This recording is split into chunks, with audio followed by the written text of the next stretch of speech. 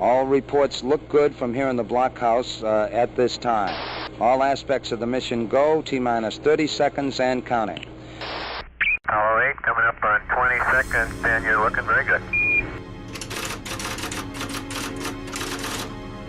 T-minus 15, 14, 13, 12, 11, 10, 9. We have ignition sequence start. The engines are on. 4, 3, 2, 1, 0. We have commit. We have The clock is running. Roger, clock. 51. No dia 21 de dezembro de 1968, os astronautas Jim Lovell, William Anders e Frank Borman embarcaram na primeira missão tripulada a orbitar a Lua.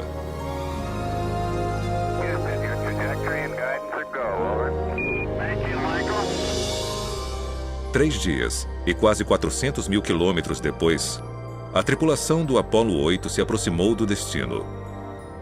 E no dia 24 de dezembro, véspera de Natal, a nave começou a última de suas 10 órbitas ao redor da Lua. Observando a superfície lunar, Borman, Lovell e Anders enviaram uma mensagem para o que era até então a maior audiência de televisão ao vivo na história.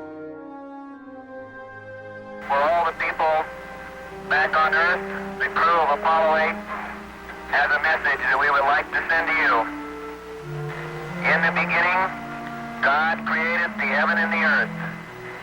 And the earth was without form and void, and darkness was upon the face of the deep. And the Spirit of God moved upon the face of the waters. And God said, "Let there be light." And there was light. And God saw the light, that it was good. And from the crew of Apollo 8, we close with good night, a Merry Christmas, and God bless all of you on the good earth.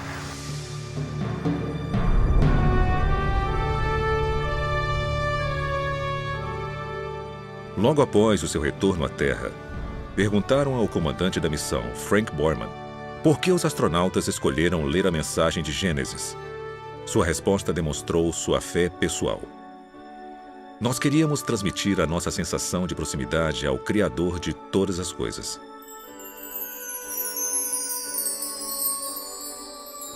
Essa não foi a primeira vez que o universo atraiu cientistas e exploradores para perto de Deus. Na verdade, muitos dos fundadores da astronomia moderna, incluindo Nicolau Copérnico, Galileu e Sir Isaac Newton, buscaram revelar e honrar o Criador através de algumas das descobertas mais importantes já feitas.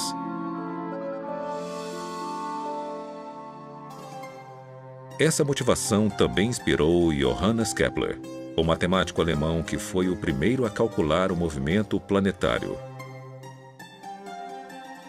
No início do século XVII, ele escreveu que a ciência é o processo de pensar os pensamentos de Deus após ele. E o meu maior desejo é perceber o Deus que encontro em todos os lugares do mundo externo. Eu já tive a intenção de me tornar um teólogo. Mas agora vejo como Deus é através de minhas descobertas, também glorificado na astronomia, pois os céus declaram a glória de Deus.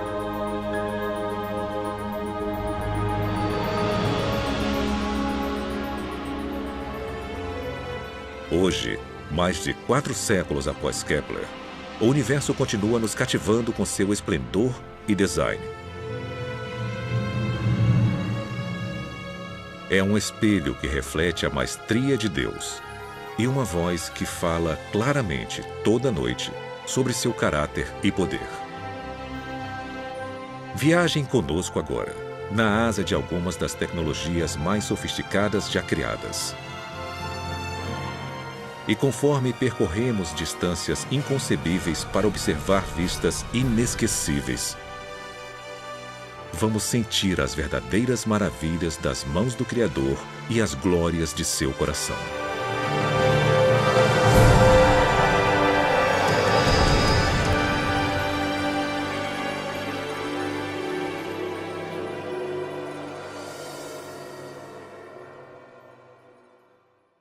Olha, o tamanho e a grandeza do universo, eu acho que é tremendamente humilde. E pode ser que é através da beleza tremenda que nos é revelada pelas fotos do telescópio Hubble e do tamanho enorme do universo, nós comecemos a apreciar a majestade e a grandiosidade de Deus, que transcende o universo e é maior do que esse cosmos que vemos. Então eu acho que o tamanho do universo evidencia a grandiosidade e a majestade de seu Criador. Já parou para pensar sobre a imensidade de Deus? A pura magnitude de seu poder e tamanho? É um conceito difícil de entender, porque Deus é espírito, então não há nada físico sobre sua estatura. Ele não pode ser medido por metros ou milhas, tempo ou espaço. No entanto, talvez seja possível dar uma olhada no que não podemos ver ou tocar, fazendo uma jornada imaginária através de sua maior criação.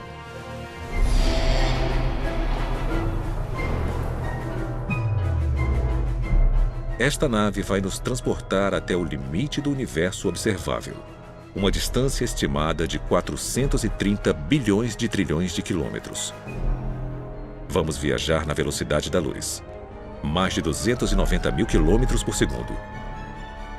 A essa velocidade, poderíamos fazer no mínimo 600 órbitas completas ao redor da Terra, em menos tempo do que demoramos para comer uma pequena tigela de pipocas.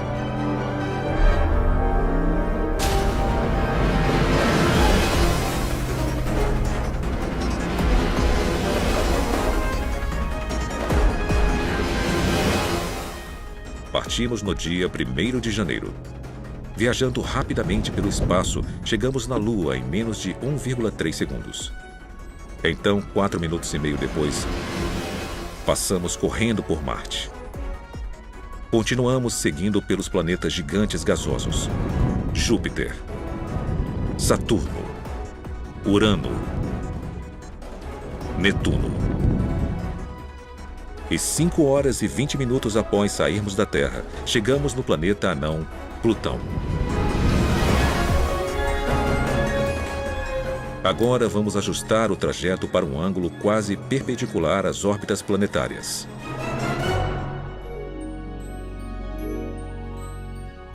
Atrás de nós, os limites da nossa vizinhança cósmica somem rapidamente.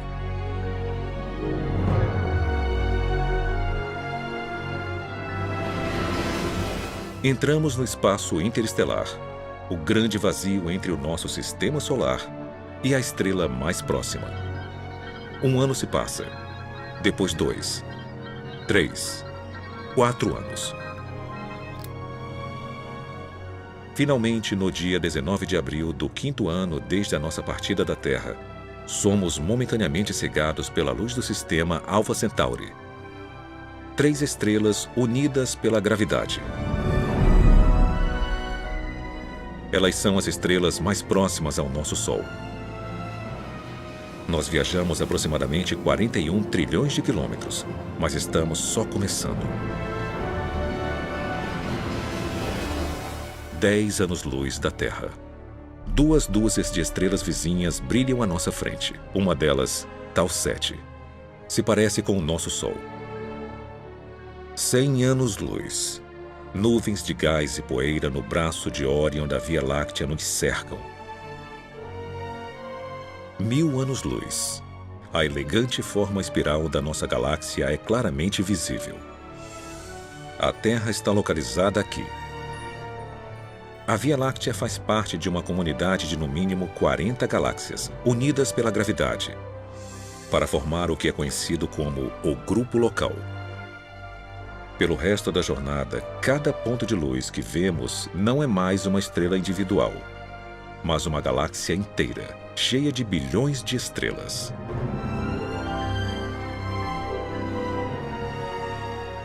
O nosso grupo local fica adjacente ao aglomerado de Virgo Cluster, uma grande concentração de aproximadamente 2.000 galáxias espirais, elípticas e anãs que emitem nuvens quentes de plasma e poeira.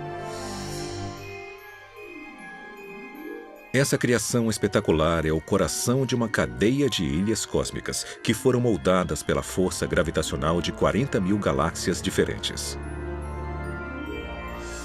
Coletivamente, elas formam um superglomerado de Virgo, uma das maiores estruturas conhecidas pela ciência.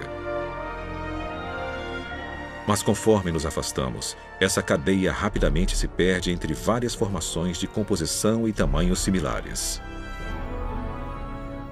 Pois Virgo é apenas uma gota em um balde cósmico que pode conter até 10 milhões de superglomerados, cada um sendo um fio fino na construção de larga escala do universo observável.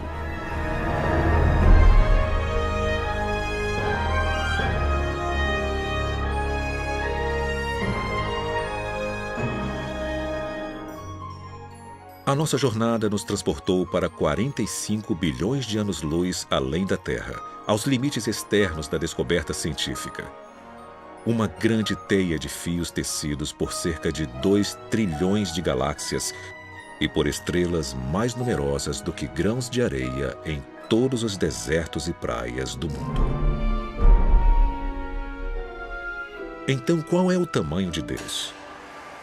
Ele é grande o suficiente para criar um universo com dimensões tão vastas que vão além da nossa compreensão. Mesmo assim, nas palavras do profeta Isaías, ele consegue medir tudo com os dedos de sua mão.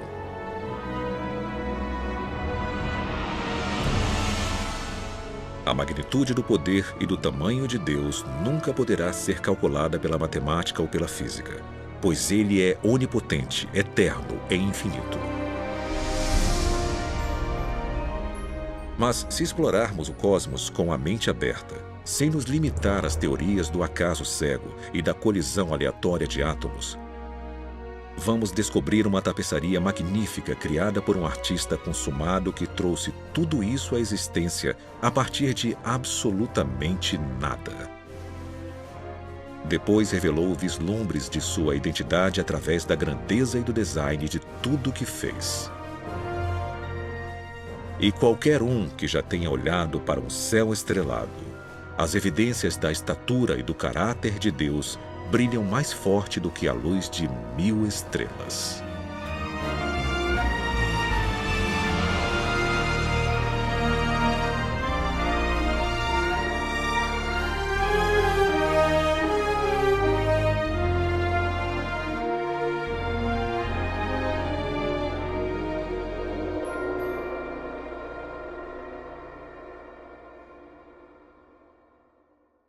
Muitos físicos já disseram antes que a descoberta de que o universo foi finito no passado e que tinha um começo é uma das descobertas mais incríveis na história da ciência. Isso mudou completamente a visão que tinha dominado a ciência por mais de 2000 anos.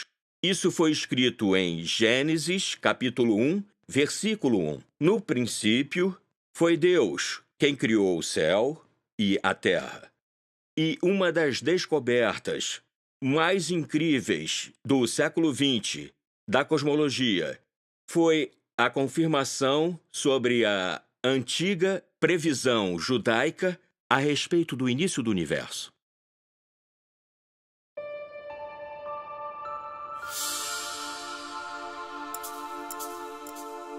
Durante os anos 1920, 2 descobertas mais importantes da história e da ciência foram feitas aqui, no Observatório Monte Wilson, acima de Los Angeles. Por 8 anos, o astrônomo Edwin Hubble fotografou e estudou o cosmos com o maior telescópio do mundo. Em 1923, Hubble confirmou que formações misteriosas chamadas de nebulosas, que todos acreditavam ser nuvens enormes de gás, estrelas e poeira na Via Láctea, na verdade eram galáxias individuais localizadas muito além da nossa. 5 anos depois, ele verificou que essas galáxias estavam se afastando uma da outra a velocidades impressionantes. O nosso universo, que há muito tempo era considerado eterno, estático e relativamente pequeno, crescia cada vez mais por segundo. As implicações eram surpreendentes. Se o universo está se expandindo continuamente, então, em algum momento da história, ele deve ter sido menor e mais compacto. Se revertermos o movimento para fora das galáxias e voltarmos no tempo, elas se aproximam cada vez mais. E chegamos a um ponto no qual elas são basicamente infinitas em densidade e temperatura, e não é possível ir além disso. Então tem um começo, tem um momento no qual tudo começou. E isso é impressionante porque tem uma grande evidência teológica nisso. E isso me intrigou porque eu sou agnóstico. E se teve um começo, um momento de criação do universo, então teve um Criador. E a ideia do Criador não é compatível com o agnosticismo. E assim como eu não posso acreditar que teve um Criador, não posso acreditar que tudo aconteceu por acaso, o que implica na existência de um Criador. Então, sabe, eu estou em um impasse completamente impossível. E continuei nele.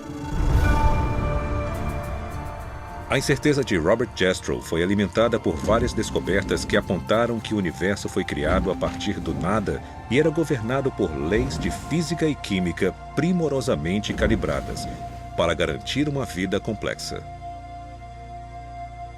A vida é tão extraordinária, principalmente a vida mais avançada, a vida inteligente.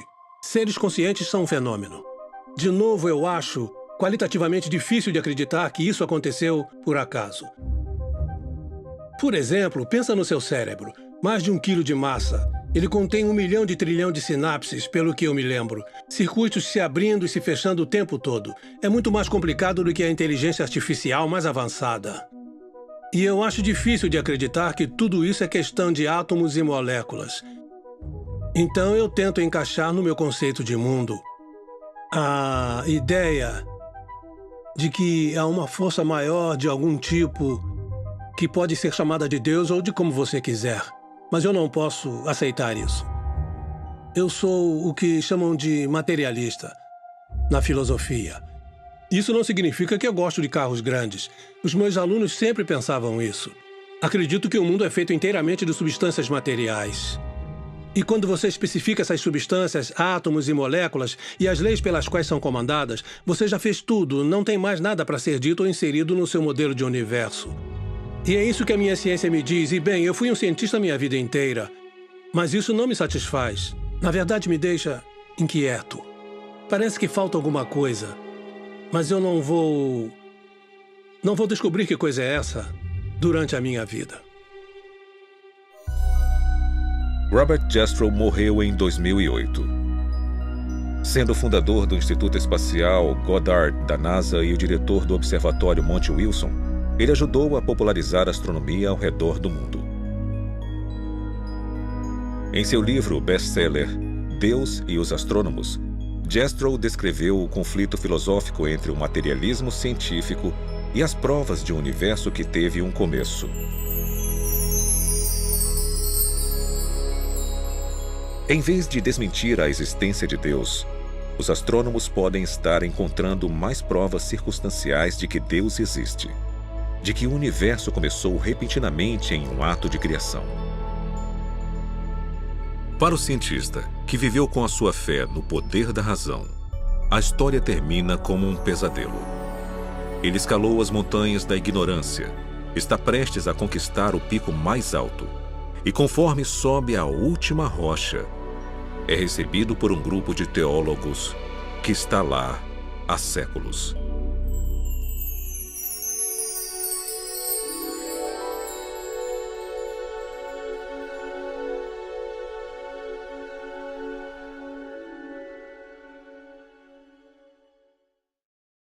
É um privilégio estar em um planeta tão habitável que nos permite viver confortavelmente e ter tudo o que precisamos para fazer ciência e aprender sobre o universo ao nosso redor. E para aprender sobre as nossas origens e para conseguir responder qualquer pergunta que possamos fazer. É claro que alguém pode falar que isso foi por acaso, essa é a filosofia dele, e ele pode recorrer a isso o quanto quiser, mas não é uma explicação satisfatória para mim.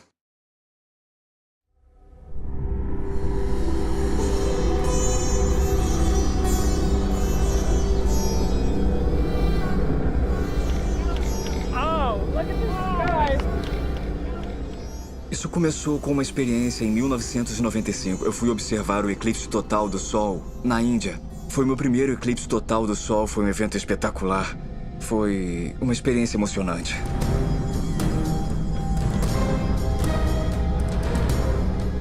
Seja um astrônomo que pode entender todo o fenômeno e prevê-lo em questão de 1 segundo em qualquer lugar da Terra, ou um nativo, todos ficaram maravilhados e reagiram da mesma forma a esse fenômeno incrível. Isso causou um grande impacto em mim. Por 51 segundos inesquecíveis, Guilhermo Gonçalves e milhares de pessoas viram maravilhados esse raro evento astronômico. Gonçalves depois refletiu sobre a beleza misteriosa que havia testemunhado no céu do norte da Índia e sobre os fatores que o tornaram possível.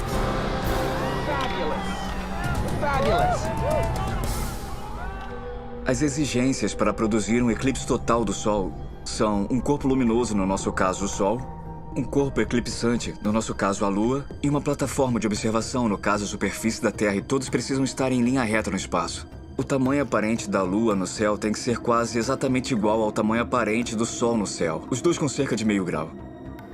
O Sol é 400 vezes maior que a Lua, mas está a uma distância 400 vezes maior, então tem essa coincidência que as pessoas reparam há séculos, mas dizem, é uma coincidência e deixam pra lá.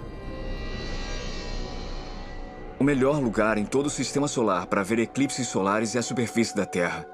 Eu cheguei a calcular as circunstâncias para eclipses de todos os outros planetas e de todas as luas. Cerca de 65 as maiores luas. E é uma coincidência incrível. O único lugar que tem observadores é o lugar com os melhores eclipses. Conforme Gonçalves examinava esse alinhamento raro do Sol, da Lua e da Terra, ele reconheceu a importância desses corpos celestiais para a existência de vida complexa no nosso planeta. A força gravitacional causada pela nossa Lua, por exemplo, é forte o suficiente para regular o clima da Terra, estabelecendo sua inclinação e ajudando a circular as águas geladas e quentes dos seus oceanos. E a distância do nosso planeta para o Sol possibilita a existência de água líquida e uma atmosfera rica em oxigênio. Precisa ter a distância certa do planeta do observador até a estrela hospedeira. E precisa ter uma Lua bem grande. Então tem uma grande sobreposição entre os requisitos para produzir eclipses e os requisitos para ter um planeta capaz de suportar a vida. Responda, e se as coisas que tornam o planeta habitável também fazem com que esse planeta seja o melhor lugar para se fazer descobertas científicas? A natureza do nosso planeta, a natureza de sua atmosfera, a sua localização no sistema solar, o tipo de sistema solar onde ele está, até mesmo o tipo de estrela que nos cerca e a nossa localização na galáxia são ideais para se fazer uma grande variedade de descobertas científicas. E por acaso essas também são as condições mais importantes de um planeta habitável. Um planeta propício para seres como nós e sem o qual não poderíamos sobreviver. Eu acho que esse é o tipo de padrão que sugere para as pessoas uma conspiração e não uma coincidência. Na luz tênue de um eclipse solar, Gonçalves e Richards reconheceram uma ligação fascinante entre os fatores necessários para a vida complexa e a observação científica. Geralmente nos falam, principalmente no século XX, que o universo não pensa em nós. Ou seja, que nós existimos em um universo muito grande e que o universo não foi criado para seres como nós. Nós somos simplesmente uma vida que por acaso surgiu num pequeno planeta que cerca uma estrela minúscula e insignificante numa galáxia normal dentro de um grande universo que não foi planejado.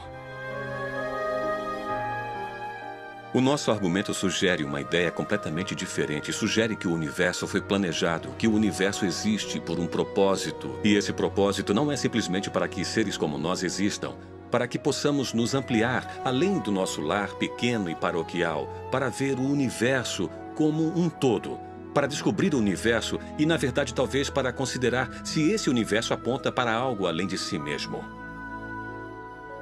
Tem um certo aspecto sobre o universo que não pode ser simplesmente explicado através de forças impessoais da natureza, de átomos que colidiram com átomos. Então, temos que buscar algo além do universo para tentar explicar isso. Porque o universo existe de forma que os lugares mais habitáveis também oferece as melhores oportunidades para descobertas científicas.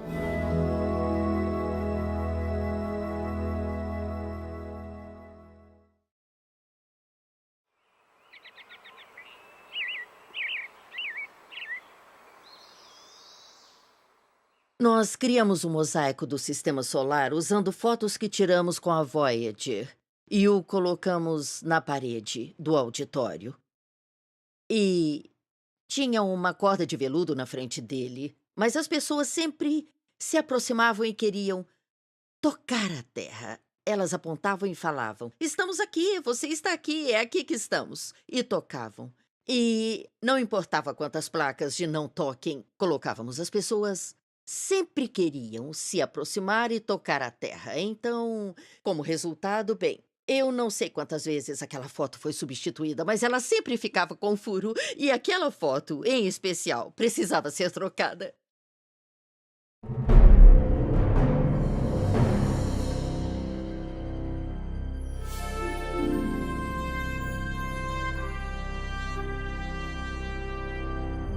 Em dezembro de 1980, a sonda Voyager 1 da NASA completou sua exploração histórica de Júpiter e Saturno.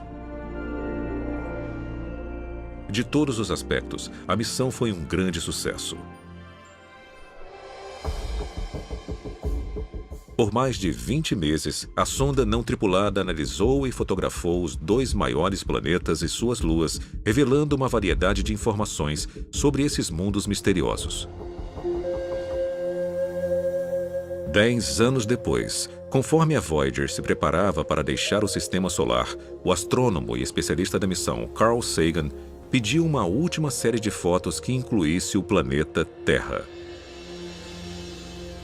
Foi ideia do Carl Sagan.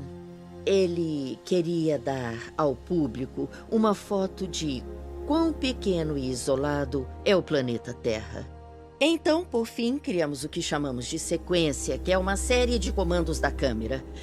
E apontamos a plataforma de varredura da sonda para vários planetas e tiramos também algumas fotos das estrelas ao fundo.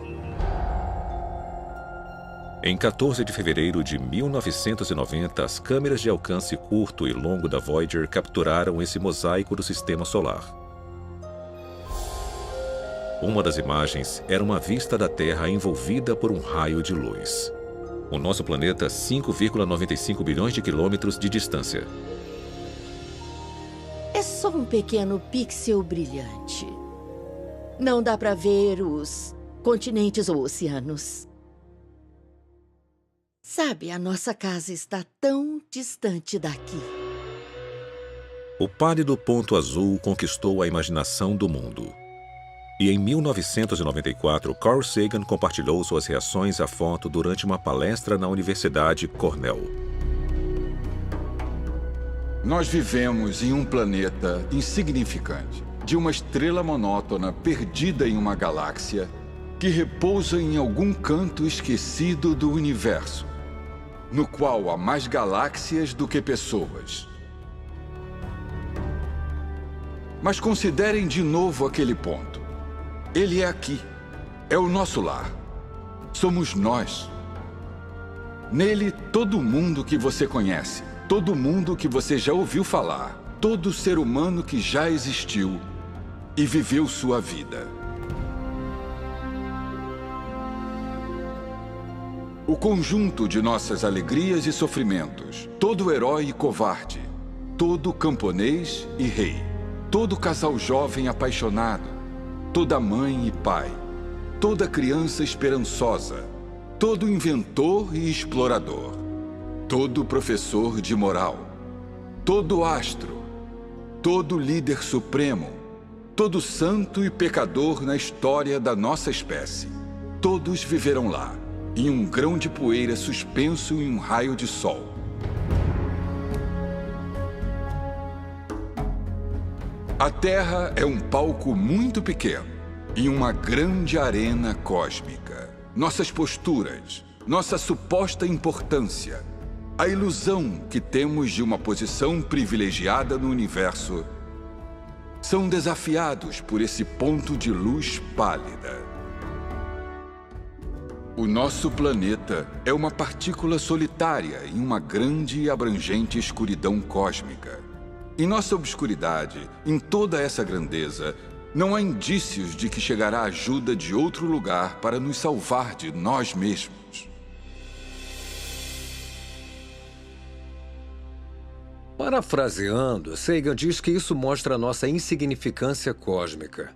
Nós não fomos planejados, nós não fomos criados, ninguém está cuidando de nós. Estamos por conta própria. Tá, então vamos pegar aquela foto de isolação e solidão e vamos compará-la à imagem bíblica da criação. E nessa visão teísta contrastante, nós fomos criados, nós fomos projetados, nós fomos planejados. Não estamos sozinhos. Essas duas visões da realidade vão levá-lo em direções bem diferentes. 3.000 anos antes de Carl Sagan ponderar sobre a significância dos planetas e das pessoas, Davi, o rei pastor de Israel, observou o céu noturno e achou respostas próprias. Elas estão registradas nos Salmos do Antigo Testamento. Ó Senhor, a tua glória é maior do que a dos céus. Quando vejo o céu noturno e vejo as obras dos teus dedos, a lua e as estrelas que tu preparaste, o que são meros mortais para que te lembres deles? Seres humanos para que cuides deles? Mesmo assim, pouco menor os fizestes do que os anjos e os coroastes com glória e honra. Tu examinastes o meu coração e sabes tudo sobre mim. Sabes quando me sento ou quando me levanto. Sabes os meus pensamentos mesmo quando estou distante. Sabes o que vou falar antes mesmo que eu o fale. Tu andas na minha frente e me segues. Colocas tua mão de bênção em minha cabeça. Tal conhecimento é muito maravilhoso para mim, muito grandioso para que eu possa entender. Tu criaste o meu ser mais íntimo, moldaste-me no útero de minha mãe. Observaste-me conforme eu me formava em total reclusão, conforme era moldado na escuridão. Os teus olhos viram o meu corpo não formado. Todos os dias ordenados para mim foram escritos em teu livro. Eu te louvo porque me fizeste de modo especial e admirável. Tuas obras são maravilhosas, disso tenho plena certeza. Então Davi abre o seu coração, porque no fundo ele tem a reação certa, que é: eu fui um ser criado. Sou um produto de uma mente que construiu a mim e tudo isso. E apesar do fato dele ter construído coisas tão grandes e mais vastas do que eu, ele se importa comigo. Ele se importa comigo. Eu acho que a percepção do Carl Sagan é tão diferente porque o universo do Carl Sagan tem... Bem, de certa forma, Deus se foi. E se o principal ator para Davi, o Deus de Abraão, Isaque e Jacó, saiu de cena, então quem é o responsável? Quem construiu? Quem construiu tudo? Se não foi uma mente, se não foi um intelecto, se não foi uma pessoa, um ser supremo e poderoso com o qual possamos ter uma relação, então tudo que sobra é a física. A física tem que comandar o show. E nós nos tornamos, em vez de uma criatura planejada e criada por um grande criador, nós nos tornamos um caso de sorte de uma longa teia de acidentes cósmicos. E, na verdade, isso é muito solitário.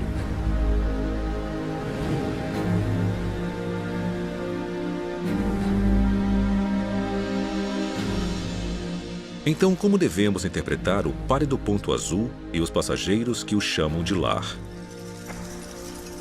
Será que estamos largados em uma partícula de poeira irremediavelmente perdida em um universo escuro e frio? Ou será que o nosso planeta, com sua atmosfera rica em oxigênio, abundância de água líquida, com seu clima temperado e localização ideal no sistema solar, com seu campo magnético geografia e dezenas de outros fatores que tornam a vida possível, é um produto magnífico de mente, propósito e plano? E se a Terra foi criada como um santuário para seres humanos, será possível nós existirmos por um motivo maior do que a mera sobrevivência? Talvez o nosso destino seja único no universo. E como Davi, podemos passar a nossa vida no pálido ponto azul pelo maior propósito de todos: para conhecer Deus e adorá-lo para sempre.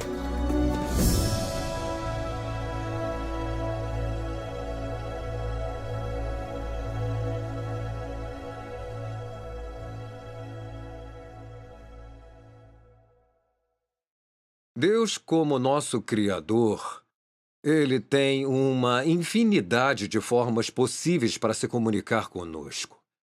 Uma delas pode ser que Ele desça aqui, nos segure pelos ombros e diga: acorde! Você está em apuros, tá? Mas Deus é muito mais sutil do que isso. E, em particular, Ele não manipula o nosso desejo ao dele. E, de certa forma, isso é muito misterioso e difícil de entender. Ele coloca as coisas na nossa frente e diz: agora você responde.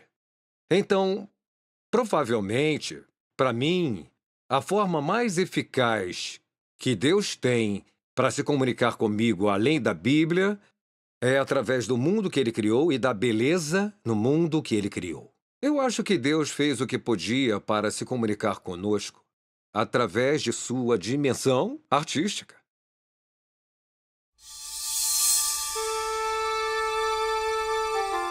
Elas estão entre as 7 maiores maravilhas naturais do mundo. Demonstrações incríveis de arte que já foram celebradas em pinturas nas cavernas pré-históricas, na mitologia viking e nas peças de Shakespeare. Em 1619, Galileu as nomeou de auroras, em homenagem à deusa romana do amanhecer. Hoje, também as chamamos de luzes do norte e do sul.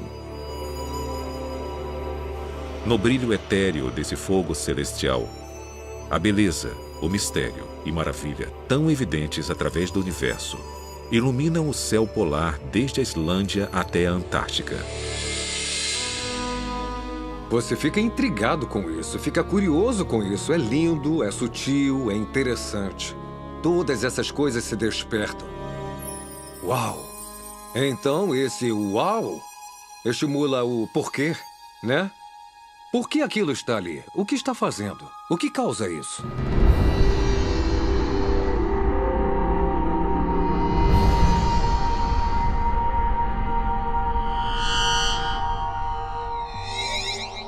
Toda aurora no nosso sistema solar é originada aqui, na superfície turbulenta de uma estrela de sequência principal G2, a 149 milhões de quilômetros da Terra. Periodicamente, picos de energia gerados dentro do núcleo do Sol causam grandes tempestades, que podem lançar bilhões de toneladas de um plasma altamente carregado.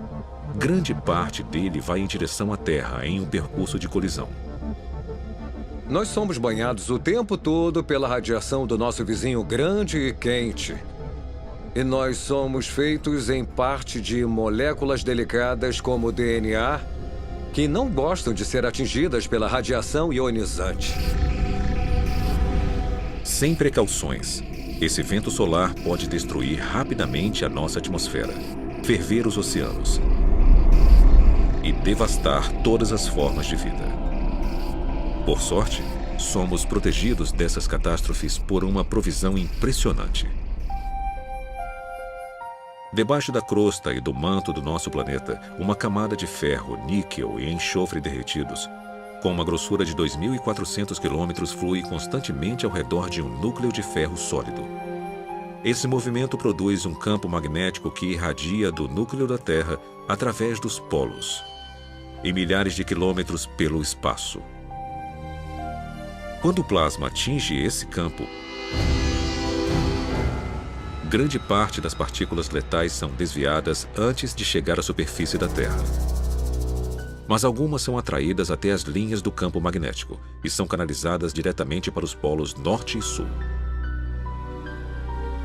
Cerca de 99% da nossa atmosfera é formada por átomos de nitrogênio e oxigênio. Esses componentes são eletricamente neutros. Assim que o plasma colide com um átomo, um elétron absorve a onda de energia e momentaneamente amplia sua órbita ao redor do núcleo.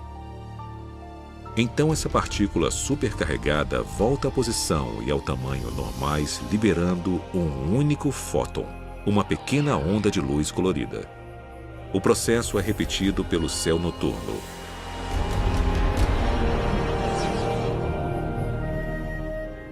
Dependendo da altitude, os átomos de oxigênio liberam fótons verdes e vermelhos, o nitrogênio, azul intenso e tons de roxo. Essa enxurrada de reações atômicas gera grandes cortinas luminosas que podem se estender 402 quilômetros para o espaço. Às vezes, elas formam anéis espetaculares acima dos polos magnéticos.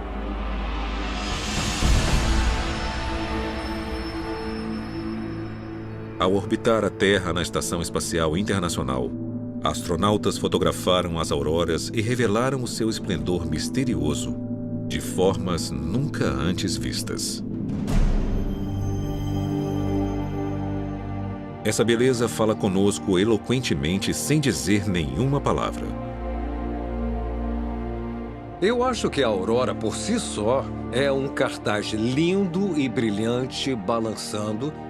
É uma mensagem, e ela diz: este planeta não foi um acidente, e o fato de vocês estarem nele não é um acidente. Deus nos deu um mundo que, se nós dermos alguma chance, ele testemunha de forma fiel a Deus. E esse testemunho, essa voz que nós ouvimos da natureza, fica mais forte e mais bonita quanto mais você a conhece. A sabedoria de Deus realmente é infinita e Ele criou um mundo com tantos detalhes interessantes. Admiração, majestade, maravilha, beleza, funções biológicas, integridade planetária, o papel do planeta como um todo para manter a vida. Se colocarmos as peças na posição, vamos seguir esse mistério de pista a pista. E eu acho que o que acontece, certamente no meu caso, é que você percebe que a Terra não é um lugar onde a vida pode simplesmente prosperar por acaso. Foi criado para ser um lugar onde a vida pode prosperar. Este planeta foi construído para ser habitável. Essa convergência de design funcional e beleza extraordinária, tão evidente no campo magnético da Terra, também é uma forma que Deus usa para se comunicar através de todas as facetas da criação.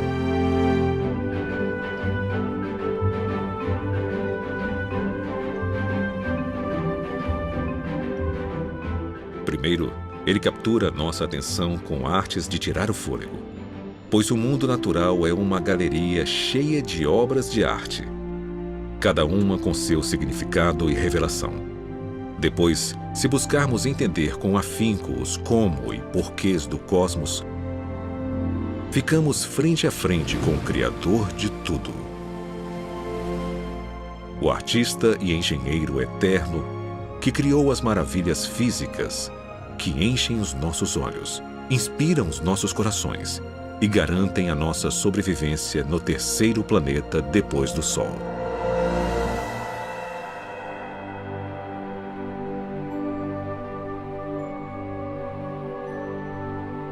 É elegante, é avassalador, é mais bonito do que podemos imaginar.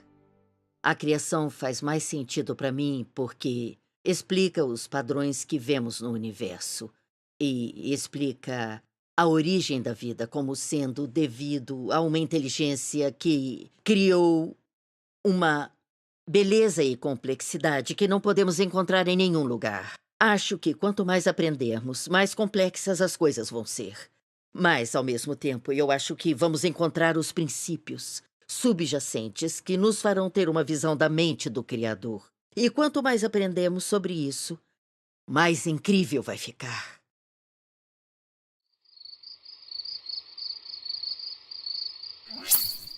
Aqui vai uma pergunta que pode literalmente deixá-lo acordado a noite toda. Quantas estrelas existem no universo?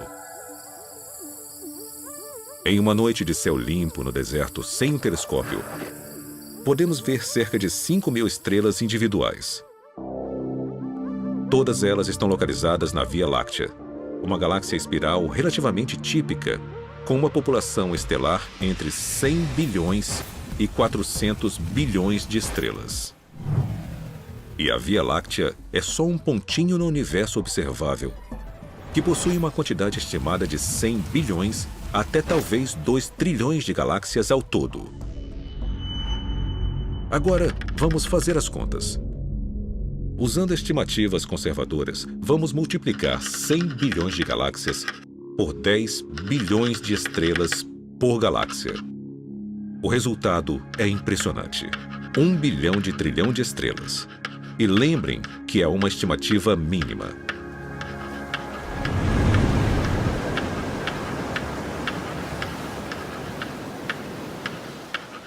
Para compreender um número tão grande, precisamos de um contexto.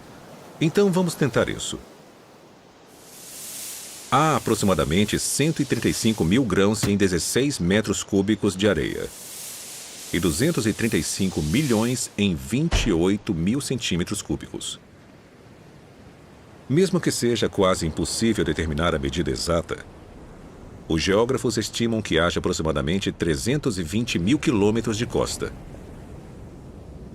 e 15 milhões de quilômetros quadrados de areia de deserto na superfície do nosso planeta.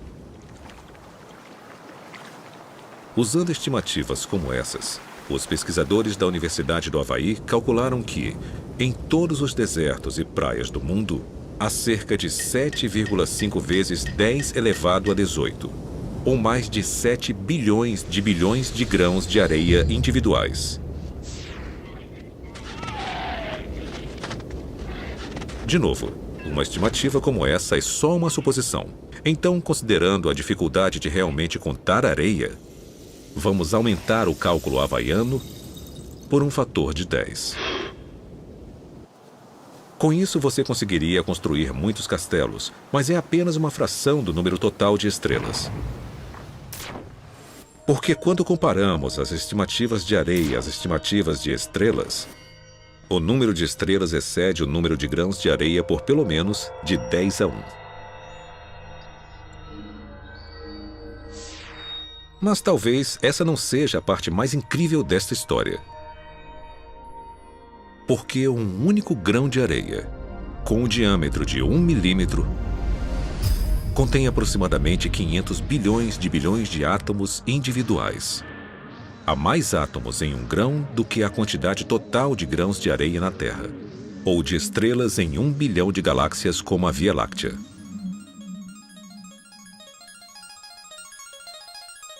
Certo.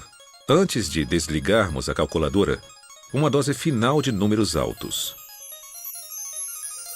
Em uma única gota de água,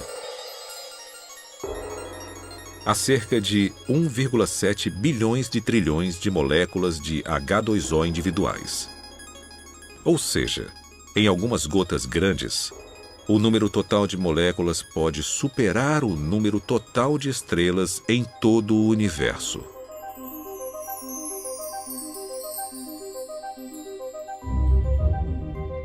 Então, o que podemos interpretar a partir destas contas sobre a estrutura básica da criação? Bem, para começar, nós vivemos em um planeta que faz parte de um cosmos inimaginavelmente grande e complexo. E esse planeta está cheio de incontáveis universos atômicos e moleculares, inimaginavelmente pequenos, e às vezes até mais complexos. E cada um desses reinos físicos, seja gigante ou microscópico, é mantido unido a cada segundo de cada hora de cada dia pelo Deus que criou tudo.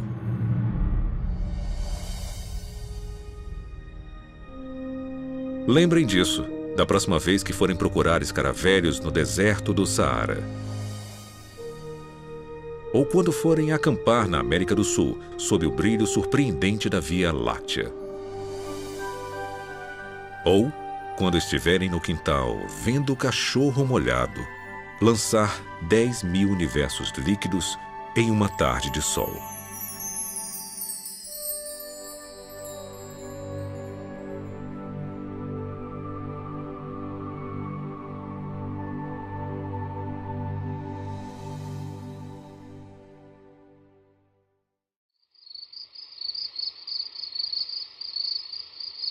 Quando a minha filha de 6 anos olha para as estrelas, ela me diz: é tão óbvio que Deus existe. Como alguém pode questionar isso? Como alguém pode pensar o contrário? Tenho uma sensação intuitiva que diz que Deus claramente fez isso. Nós fomos criados para poder ver Deus através da ordem criada. É um livro para ser lido. E ele aponta para além de si mesmo. Ele escolheu criar um universo com um cenário que está constantemente e continuamente em todos os momentos e lugares, dia após dia, noite após noite, testemunhando sobre sua existência. Essa é a ideia da revelação geral de Deus. É geral, é contínua. A criação de Deus, ela é ativa, ela declara a glória de Deus.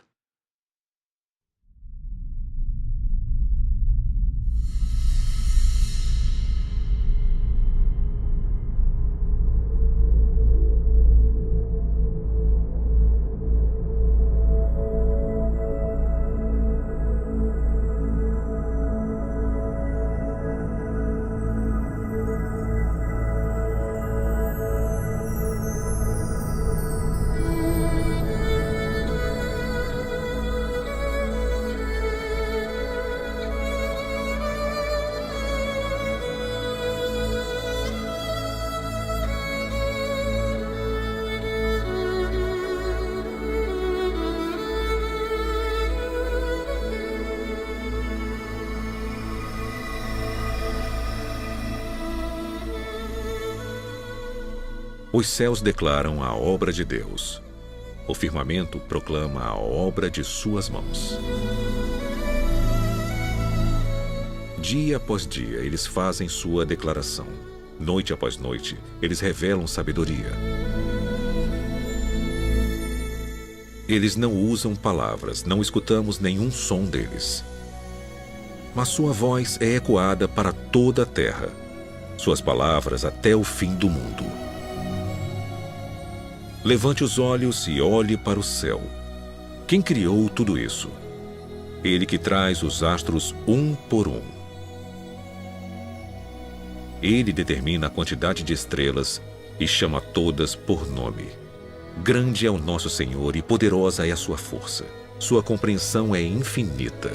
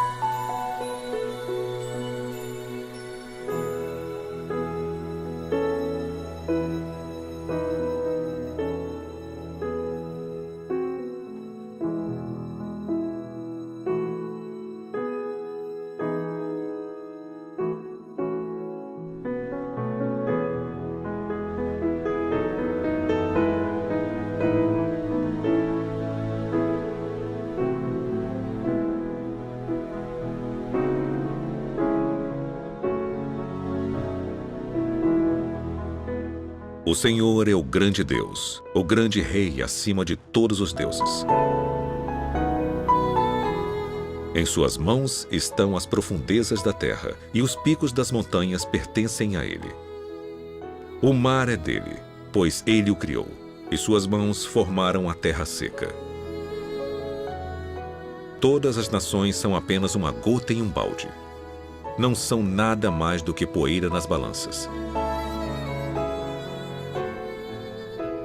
Ele segura a terra como se fosse um grão de areia. E tudo isso é apenas o começo de tudo o que ele faz. Simplesmente um suspiro de seu poder.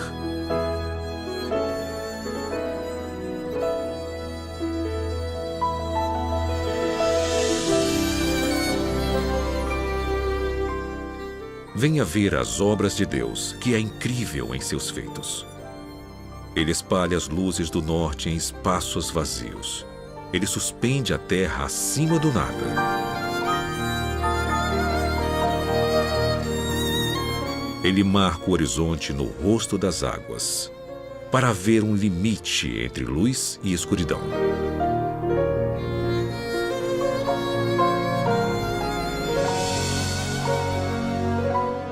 Os que vivem no fim da terra ficam maravilhados com seus feitos.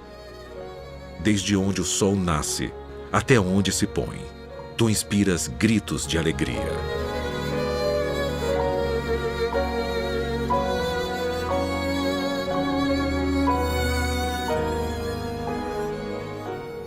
Vou acordar o amanhecer com minha música. Vou louvá-lo entre as nações. Pois o seu amor inabalável é tão alto quanto o céu. Sua fé alcança as nuvens. Seja exaltado, ó Deus, que a tua glória brilhe por toda a terra.